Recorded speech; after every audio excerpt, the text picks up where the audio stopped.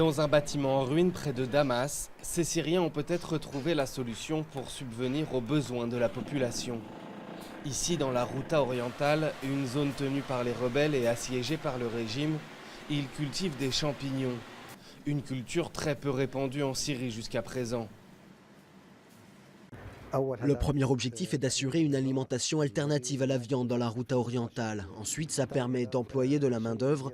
Et enfin, le but est de développer l'apprentissage de la culture du champignon auprès des familles pour leur assurer une alimentation minimale.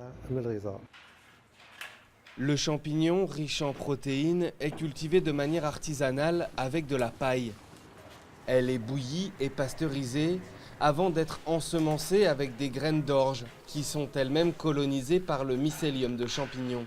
En 3 mois, 1 kg de paille ensemencée donne entre 600 et 800 grammes de champignons, une manière de combler le manque de viande à cause du siège.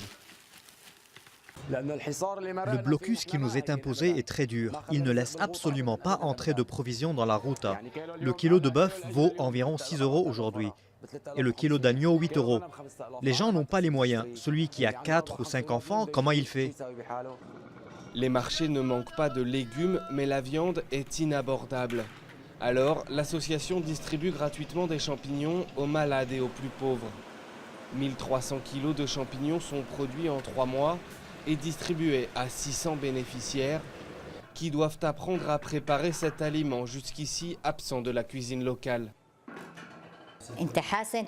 Si tu peux manger des champignons, ça veut dire que tu as beaucoup de chance. C'est riche en protéines, comme si tu mangeais une assiette de poisson, de poulet ou de viande. Mais tu n'as pas les moyens, alors que tu peux avoir des champignons.